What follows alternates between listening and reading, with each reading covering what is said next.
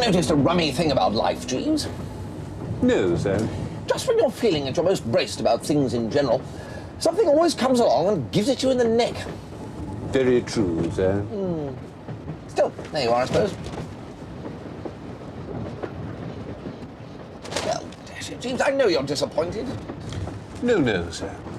I wanted to go to Captain Teague, too. Hardly the same thing, is it? Westcombe-on-Sea. I'm sure it will be most agreeable, sir.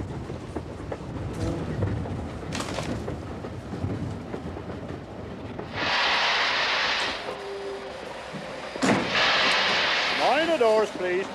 I mean, what can Aunt Agatha want, Jeeves? I could not say, sir.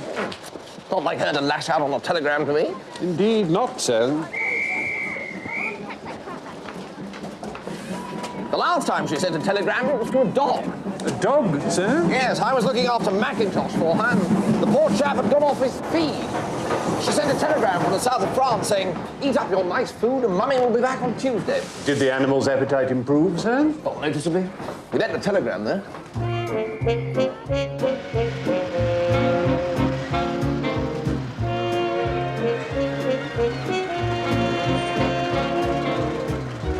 Afternoon, sir. Welcome to Westcombe.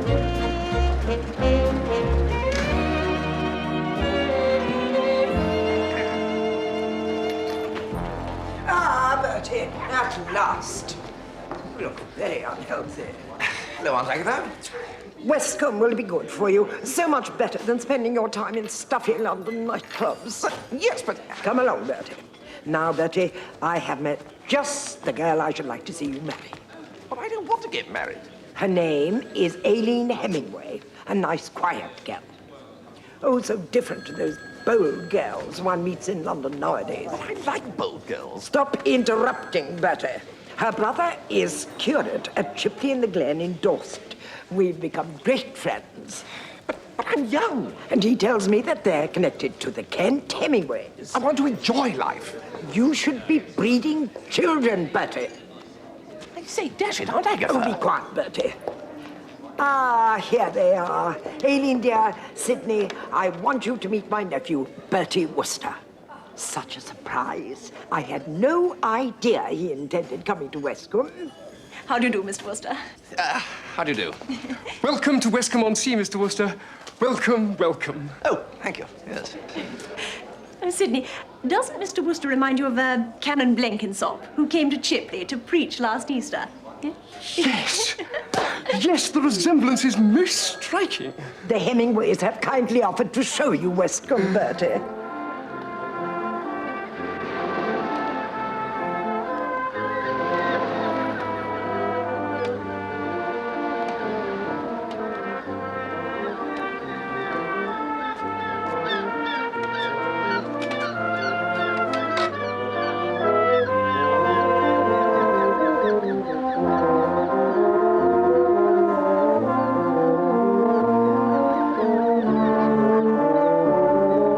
The municipal gardens, first laid out in their present form in 1907, provide a haven of peace and tranquility for the weary traveller.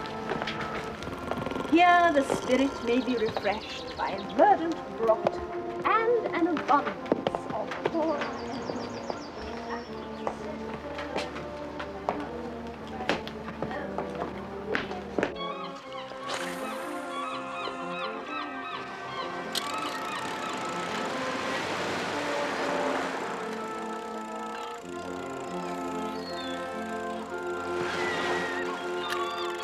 I may well be for it this time, Jeeves. I trust not, sir. I mean, I don't pretend to be Sherlock Holmes or anything, but I took one look at this Aileen Hemingway and I said to myself, Bertie, that girl plays the organ in the village church. An ear for music is often a blessing in whiling away the long winter evenings around the family hearth, sir. There isn't going to be any whiling, Jeeves. Not with me and Miss Hemingway, there isn't. Very good, sir. Have you ever seen a floral clock, Jeeves?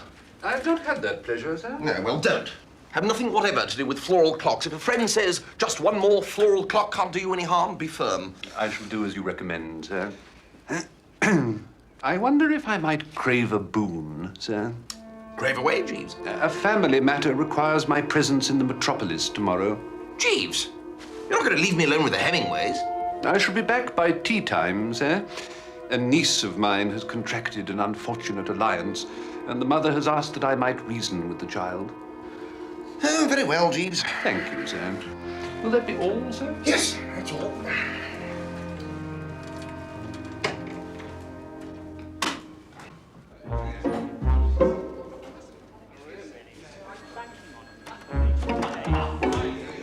Sydney, have you got the kite? Why, Amy, there's Mr. Wooster. What ho, Reverend? What ho, Miss Hemingway? Mustn't keep you.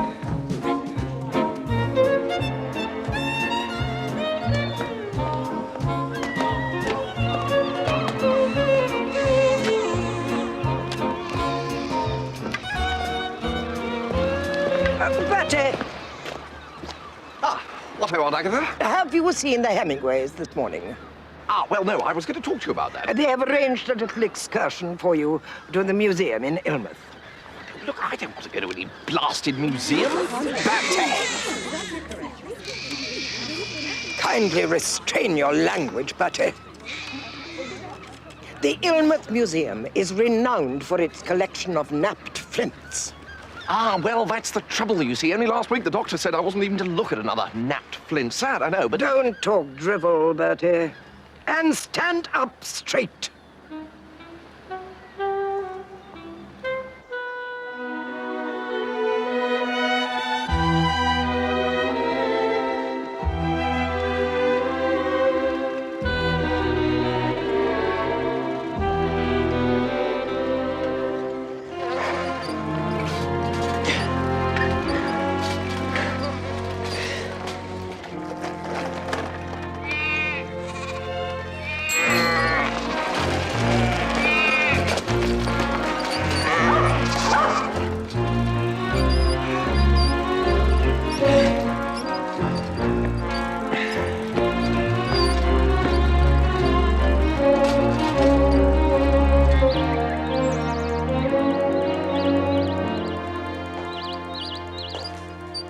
My word, Aileen. What a splendid collection of arrowheads. A collection of flint arrowheads found by Mr. George Foster in his garden in Little Ilmouth, presented to the Ilmouth Museum by his widow, Mrs. Maud Foster, on the occasion of their wedding anniversary, October 1922. What a romantic story, Mr. Wooster. Yes!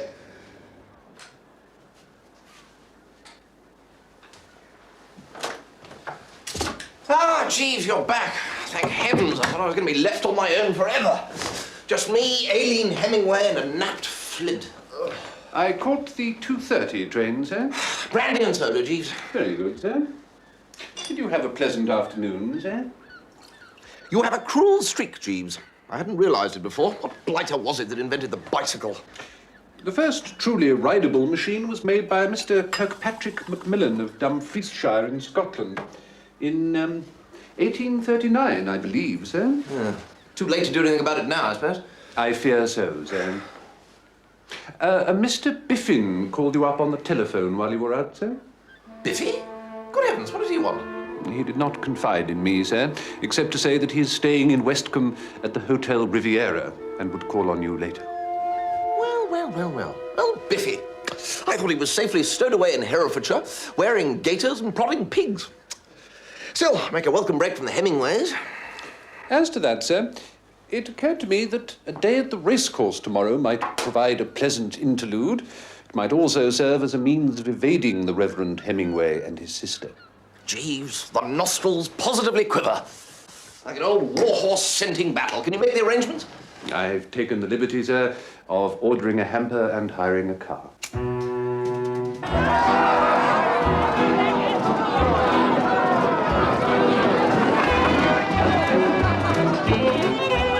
Well, this is the life, eh, Jeeves? Most agreeable, Sam.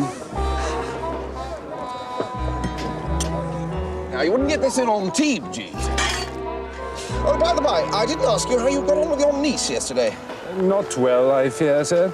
The young suitor with whom she had become embroiled seems to be not so much inappropriate as missing. He has jilted her, so...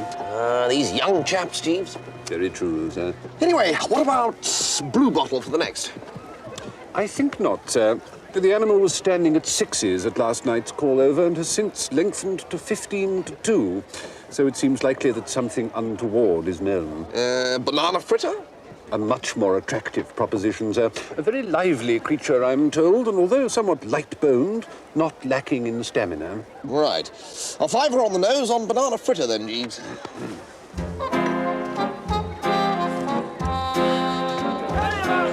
There, 20 quid.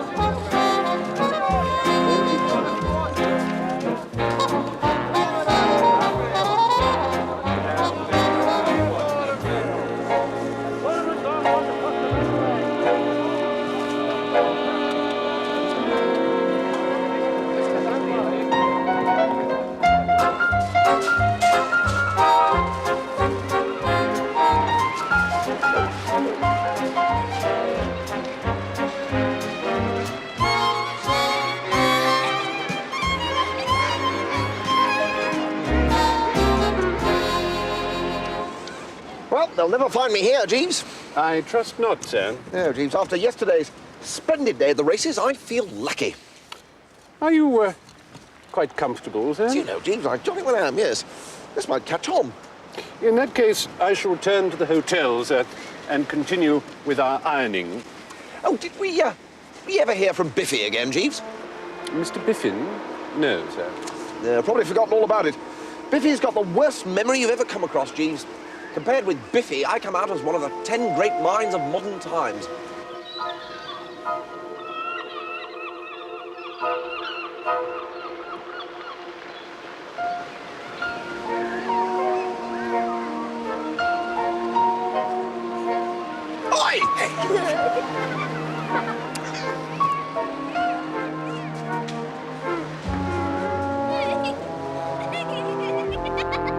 Now look. Oh, Mr. Wooster. Good heavens. Miss Hemingway. I was just looking for you. Oh, Mr. Wooster. I don't know how to begin.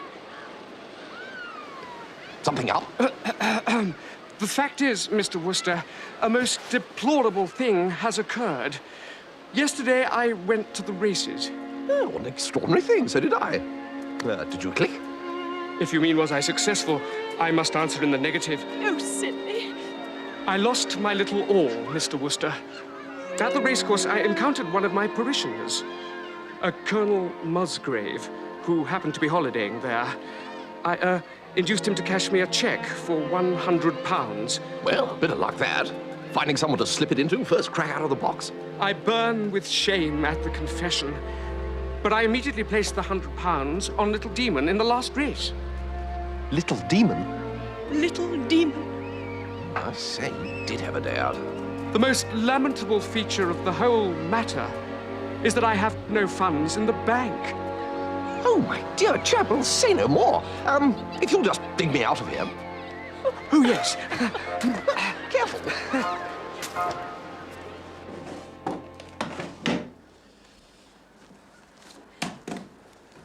Mr. Wooster, we can't let you lend us all this money without any security. Oh. No, I insist. You don't know us. We might be the most dreadful confidence tricksters. No, really. No, I insist. My pearls. I don't know what they're worth. They were a present from my poor father.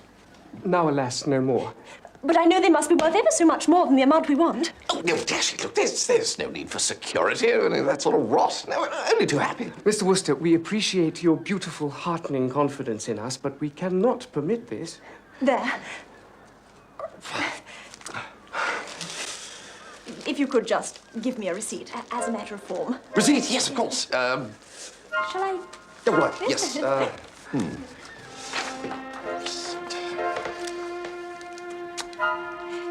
Hemingway with 2 M's.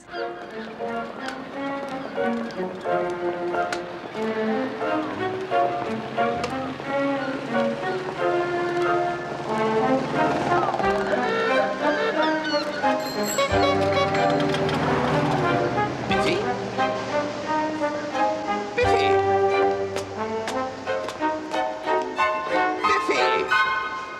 Bertie! Thank God! Well, well. Don't leave me, Bertie. I'm lost. What do you mean, lost? I came out for a walk and suddenly discovered I didn't know where on earth I was. I've been wandering around in circles for hours. Well, why didn't you ask the way back to your hotel? I was going to, and I realised I'd forgotten its name. I'd recognise it if I saw it. It's got big doors and a sort of roof. Oh, I'd give a shilling to know the name of that hotel. Well, you can owe it to me. It's the Hotel Riviera. This is uncanny, Bertie.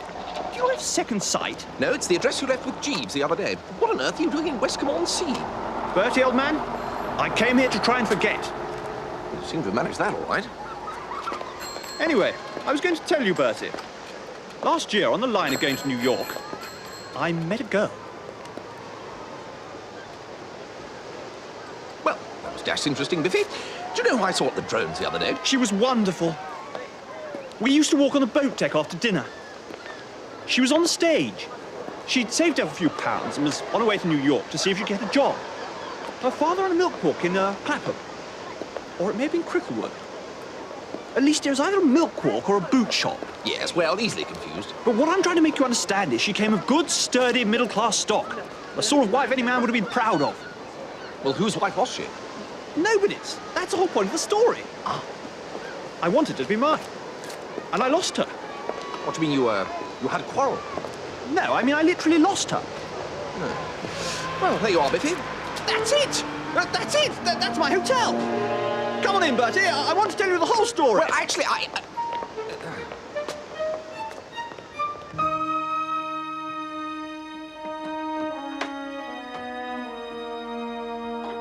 shall wear my pearls, Thompson. Yes, madam.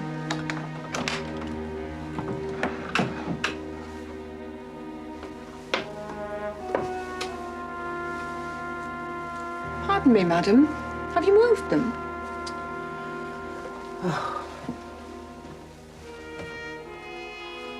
They've gone. My pearls have gone. Someone has stolen my pearls.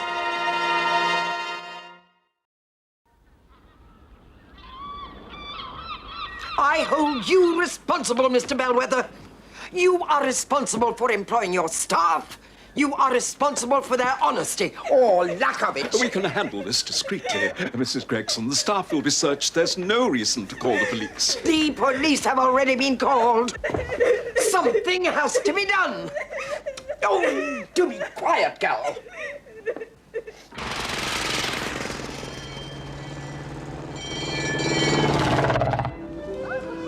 Telephone for Mrs. Chumley Bassett.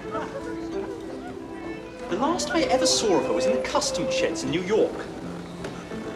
We were behind a pile of trunks, and I just asked her to be my wife, and she just said she would.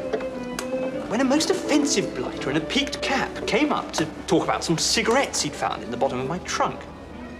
It was getting pretty late by then, so I told Mabel to go on to her hotel, and I'd come round next day and take her to lunch. And I haven't set eyes on her since. You mean she wasn't at the hotel? But probably she was, I don't know.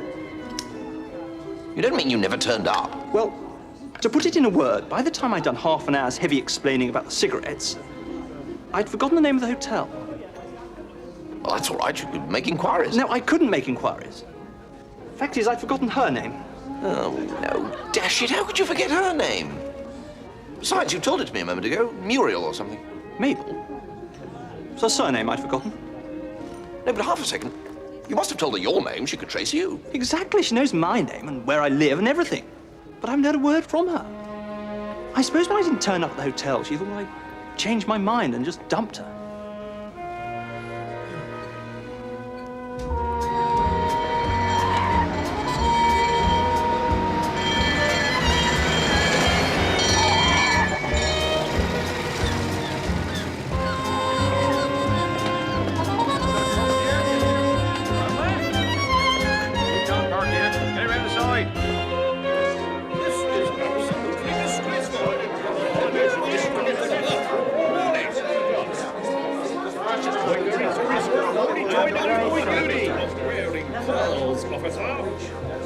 Superintendent, I am a taxpayer. I request the police to investigate a simple crime, and what response do I get? None! It so happens that my late husband was a good friend of your chief constable. Now will you do your duty and arrest that girl?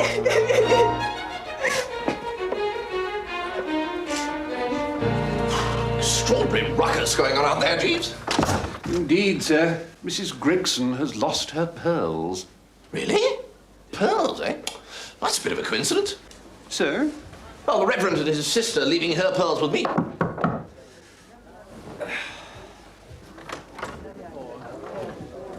Good news, Mr. Wooster. Wonderful news. I'm able to repay the money you so generously lent me. Well, that's good, isn't it? We're so relieved. If you could just let us have my pearls back now. For which we hold a receipt. Of course. Jeeves, the pearls. So, had a bit of luck, eh? Not on the GGs, I hope. There you are. Thank you. Oh, I'm sorry, Mr. Wooster. It doesn't seem to... Jeeves, the pearls have gone. Good heavens, sir. Whatever can have happened to them? Whatever could have happened to them, Jeeves? Echo answers whatever, sir. This is a most serious development, Mr. Wooster. Well, yes. A poor parson is scarcely in a position to bear such a loss. No, I see that. The pearls were valued at some £3,000, Mr. Wooster.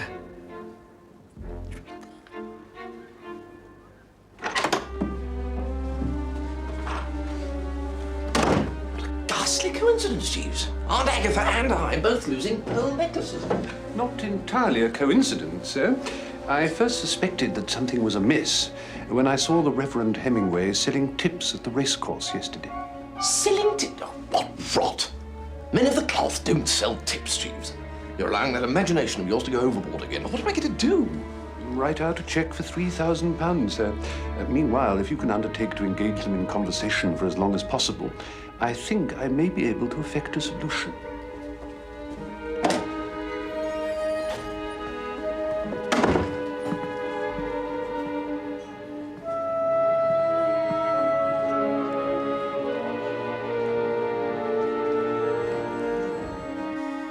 Ah, Mr. Wooster, I trust you have searched the inmost recesses of your heart. Yes, I bally well have. And the inmost recesses of my bank account. I'm sure you will find your reward in heaven. No chance of anything a bit earlier, I suppose.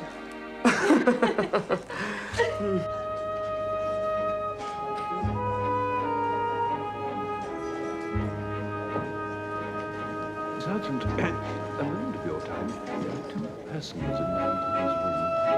You may find very interesting.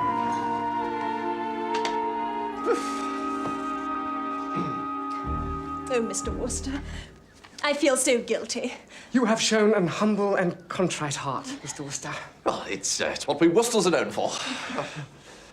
Oh, don't go. Oh, we must, Mr. Wooster. Are you sure you won't have a snifter? I have to get back to my flock by tomorrow. Not shearing time, is it? It's amusing, Mr. Wooster. Jeeves, I was just saying that the Hemingways ought to stay for a drink. We really have to go. You're forgetting your jewel case, Miss Hemingway. It's only an empty box. Nevertheless, miss. Now we really must go. Ah, Mr. Hemingway, I believe. If I might suggest a course of action, Sergeant, I think you may find it worth your while to examine the contents of that jewel case. Yes. It's empty. Just an empty box. We'll just take a look, then. All right, allow me in. What's going on? Jeeves! It's the pearls! All right, Soapy. The game's up. Oh, God. I told you he couldn't be as gormless as he looked. You'll be charged with fraud, obtaining money by deception, and the theft of a pearl necklace, the property of Mrs. Agatha Gregson. What do you mean? These are Aunt Agatha's? I took the liberty of abstracting them from Miss Hemingway's luggage, sir. Yeah, that's illegal, that is. Come along, you two. I'll have the law on you, leading a girl on like that. Come along. Don't worry about this one, you said. It'll be No need for that now. You said, thank you, I can walk quite well on my own. You never listen to quietly me. now. I said, Let me get this straight, Jeeves. They'd stolen Aunt Agatha's pearls and then stolen them again from me. Indeed, sir. The Reverend Hemingway is a well-known confidence trickster known as Soapy Sid. He and his wife work their way along the south coast every year. Wife? What wife? The lady calling herself Aileen, sir. Ah, well, I think you may be wrong there, Jeeves. Aileen Hemingway was keen to marry me, remember?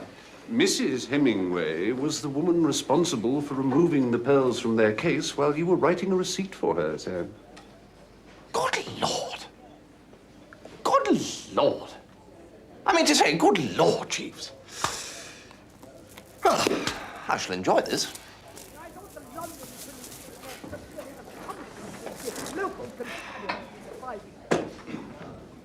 Mrs. Gregson. All I am asking you to do is arrest that girl. There is no evidence to Evidence. Search her room. What, oh, Auntie? We have already searched her room. There is nothing And that... stand up straight. Is that the way they teach you to stand in the police force nowadays? Is there anything I can do, Aunt Agatha? Yes, there is. You can leave. I have enough to bear without your imbecilities. Your chief constable shall hear of this. What is your name? I think there's something the matter with that girl, Auntie. Is she crying or something? Remorse. She stole my pearls. Do you refuse to give me your name? Pearls? Well, that's a coincidence. These are the little chaps, are they? Oh, no, of course not. No. Where did... I got them from your friends, the Hemingways. The Hemingways? The Hemingways?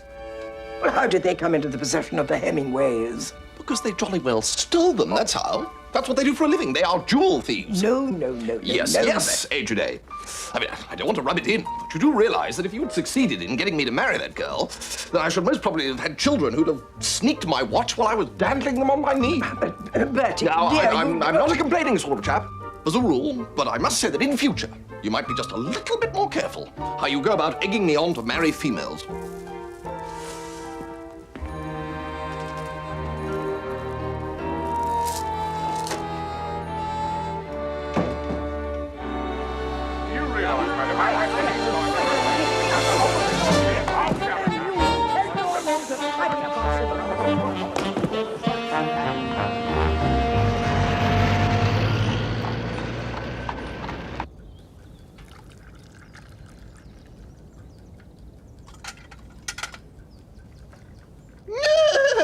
Sir?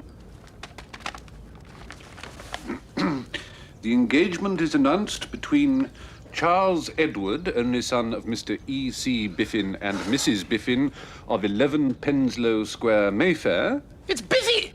And Honoria Jane Louise, only daughter of Sir Roderick and Lady Glossop of 6B Harley Street, W1. Honoria! Indeed it is, sir. Well, what on earth is Biffy doing getting engaged to Honoria Glossop? I could not say, sir. I mean, there probably are fellows in this world who could get engaged to this Glossop menace and like it. Tough, hardy chaps with strong chins and glittering eyes, but Biffy is not one of them. Assuredly not, sir. Will that be all, sir? Yes, right-o, Jeeves.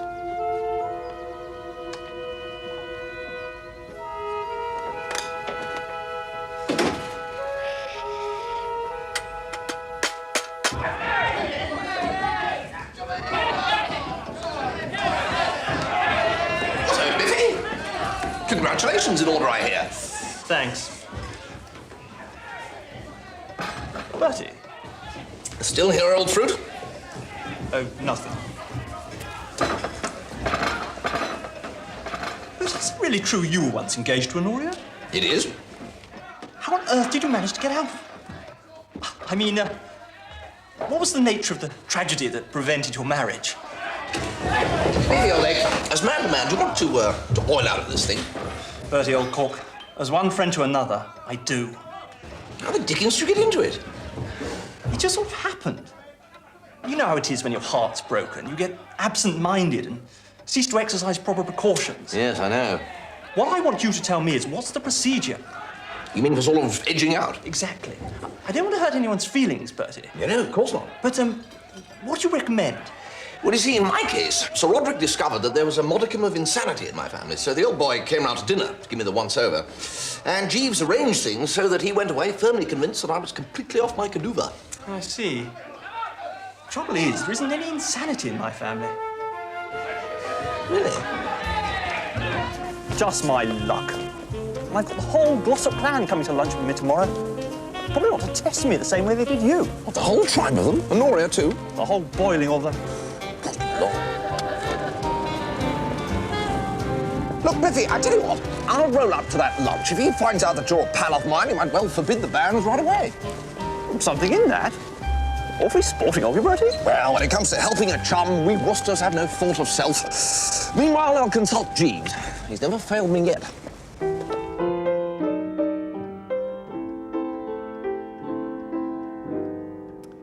Anytime you hear the thunder rumble down, don't let hope tumble down, or castles crumble down. If the blues appear, just make the best of them. Just make a jest of them. Don't be possessed of them.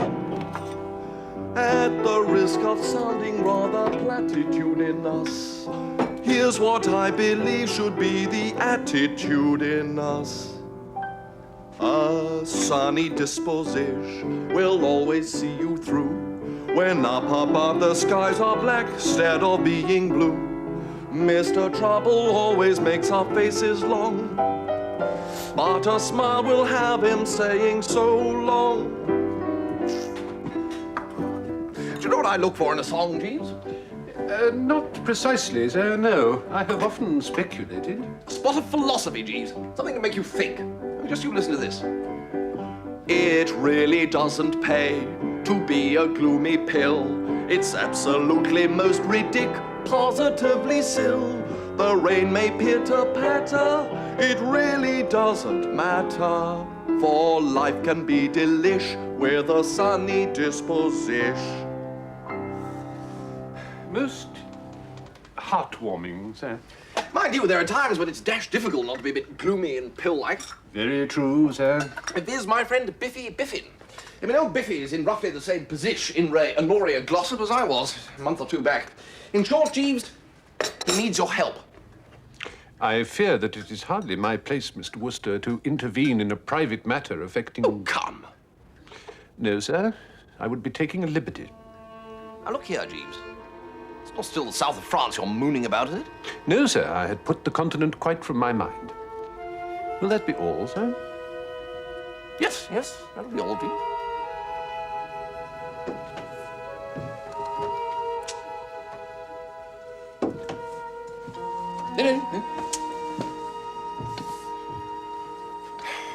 It's Biffy, isn't it? What have you got against old Biffy? I'm sure Mr. Biffin has many fine qualities, sir. Oh, very well, then. If you're not going to chip in and save a fellow creature, I suppose I can't make you. You're going to look pretty silly, though, when I get old Biffy out of the soup without your assistance. I shall try to bear up under the shame of it, sir. Yes, well. Right, well, I'm getting back into that sitting room now, Jeeves, and I'm going to put in some pretty tense thinking. Very good, sir. Shall I wake you at 6, sir? Yes. No, Jeeves. There will be no need. The brain will be racing. As you say, sir. Yes, well then. I mean, the Wooster grey matter has been well and truly racked, Tuffy. You've got to come up with something pretty brilliant, otherwise poor old Biffy is definitely for the high jump. He'll probably forget to turn up at the wedding anyway. True. Do you remember the time he forgot his name and had to go and look it up in the club register? That's right, and nobody would tell him what letter it began with. I see Bertie. Barmy, what are you up to? Nothing. Nothing. I say, Bertie, do you like flowers? I like nothing better, Barmy. Why do you ask? Well, would you like to smell my buttonhole, then? Not particularly, no. Oh, go on. It's special. Oh, very well. But you'll have to stand up. Yeah. Right. Would you like to smell my buttonhole, Bertie? Yes, you've said all that. Oh, all right. Well, smell it, then. I forgot to fill it up. Hang on a minute. This is what I love about Barmy's wheezes. Good one, is it? Terrific. I think I'll toddle off home. Oh, no. You simply have to see this. Right. Bertie, would you like to smell my No. Would you like to smell the buttonhole? Yes. Well, smell it, then. That's very nice, Barmy. Thank you.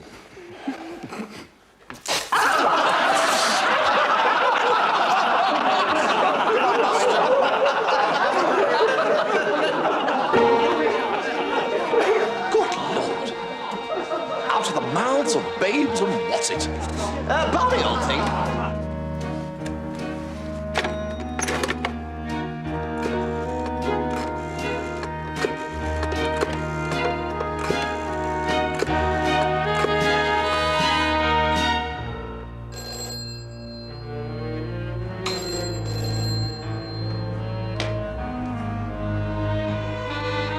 Hello?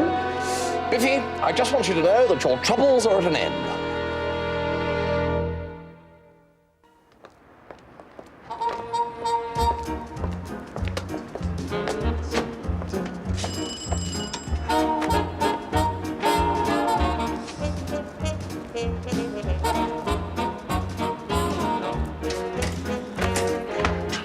Good afternoon.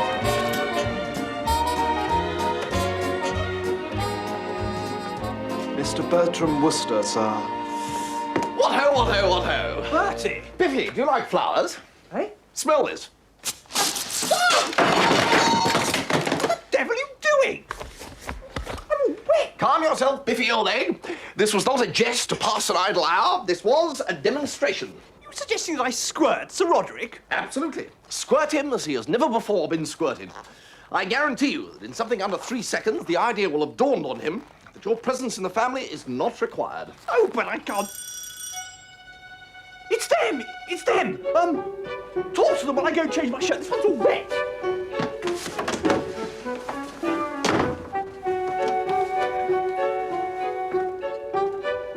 Sir Roderick and Lady Glossop and Miss Honoria Glossop. Good afternoon. I trust we're... It's that Bertie Wooster, Daddy. What-ho, Glossop's all? What are you doing here, Bertie?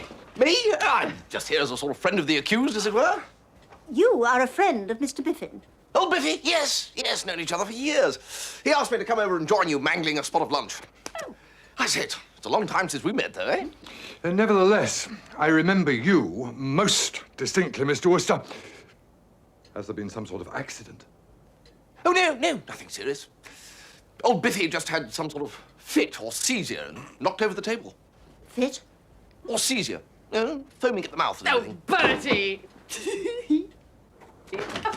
Sorry, I had to go and change my shirt. I've got all wet, you know.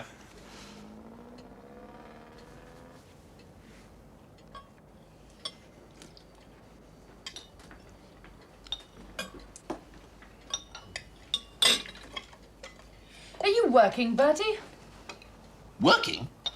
The last time we met, Mr. Wooster, you told me you were thinking about getting a job. Oh, yes, well, still thinking. Still thinking away. Ah.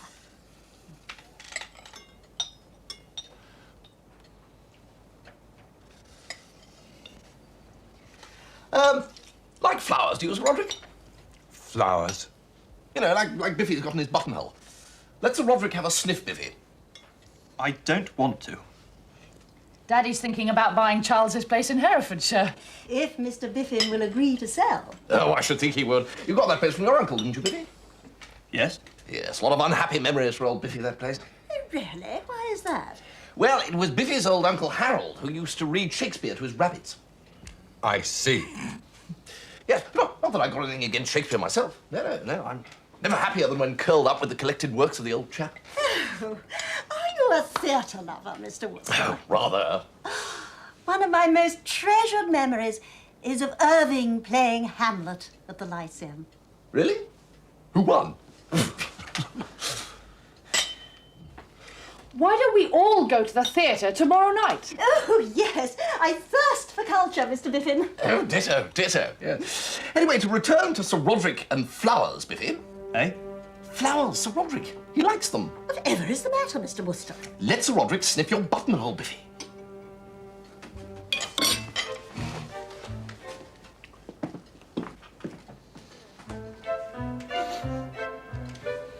Go on, Biffy, do it.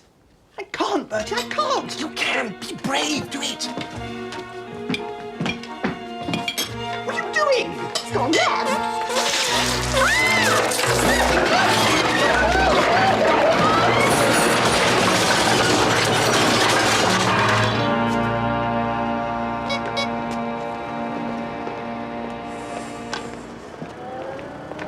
Bertie? Bertie, you are an old silly. Eh? It's jolly heartbreaking for you, Bertie, I know, and I'm bally well touched, but my parents would never hear of it.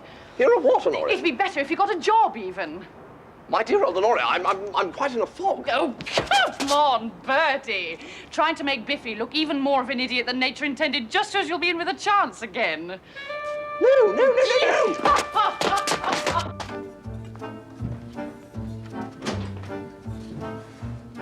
They make a nice display, don't they, sir? Don't talk to me about flowers, Jeeves. I now know how a general feels when he plans some great strategic movement and his troops let him down at the 11th hour. Biffy would not squirt the squirter, Jeeves. A somewhat vacillating young gentleman, Mr. Biffin, sir.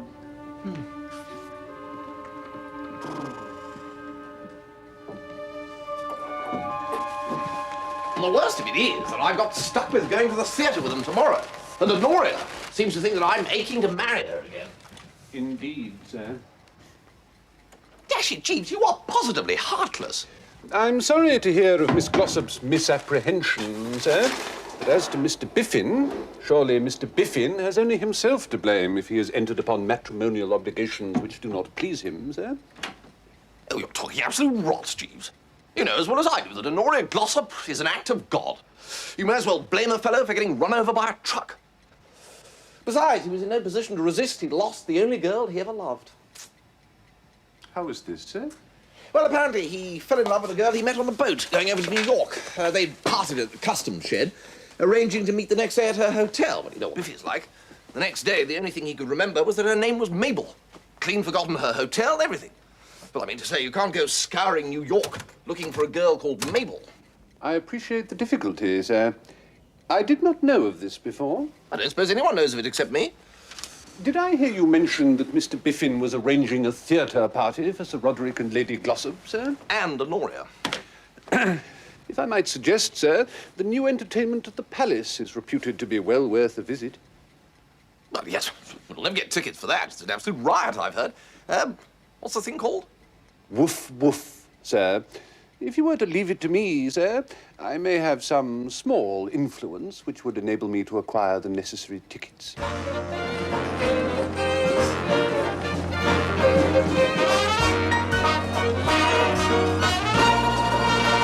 But he's traveling incognito because he smuggled his St. Bernards through the customs, and they're on his train.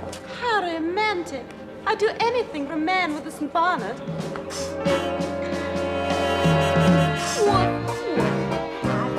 It's absurd, it makes you sing. Woof, woof. It's for darling, that the starling on the wing. It's the call of nature to love us every day. It'll make you rate your movie hero down to zero. Woof, woof. It comes sounding through the pounding of your heart. Woof, woof. Doting mothers can't keep lovers far apart.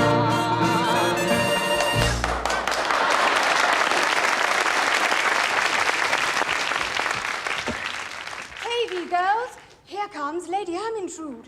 Has she got anyone with her? Anyone with a St. Bernard? I didn't see any St. Bernard, but she's got a man with her. Oh, man! Yes, and he'd certainly make me go woof, woof. Oh, girls, It's her! he's absolutely gorgeous. Chaps and razors just amaze us with their spark. Woof, woof, they would flat Mabel! Cleopatra with Mabel! Mark. It's me! Biffy!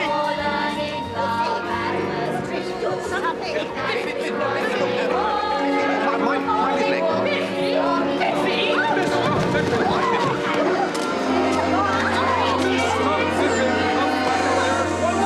Mabel! I looked everywhere for you! Mabel! Oh, chin up now.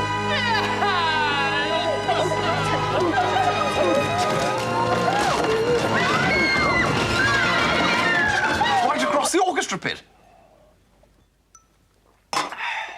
That all sounds highly satisfactory, sir. Did you know Mabel was in the show, Jeeves? Oh, yes, sir. I happen to be acquainted with the future Mrs. Biffin. Ah, so you know all about that business in New York? Yes, indeed, sir. It was for that reason that I was not altogether favourably disposed towards Mr. Biffin. I mistakenly supposed that he had been trifling with the young girl's affections. But when you told me the true facts of the case, I endeavoured to make amends. Well, he certainly owes you a lot, Jeeves. But how did you come to know the girl in the first place? She is my niece, sir. Good heavens, Jeeves. Yes, indeed, sir. Is that the doorbell, Jeeves? It certainly gave that impression, sir. Who could that be at this time of night? I shall endeavour to ascertain, sir.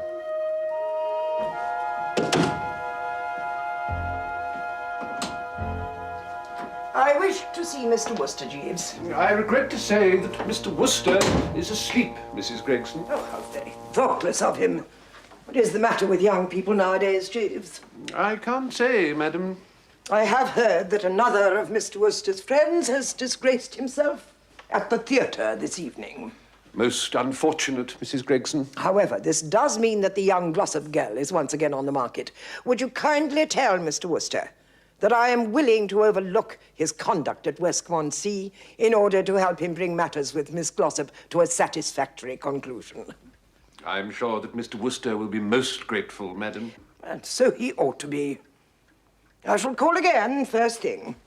I shall tell Mr. Wooster, madam.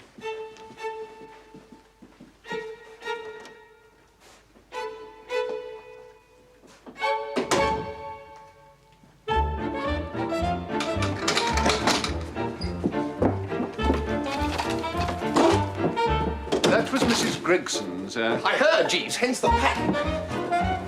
Are we embarking on a journey, sir? We desperate are, Jeeves. The night train for Antibes leaves in an hour. We are going to be on it. If Aunt Agatha thinks I'm going to wait around while she and Honoria Glossop lead me, trusts stuffed and garnished with bacon, to the altar, Jeeves, well, she's got several other finks coming. Very good, sir. If you will allow me to complete the packing, sir.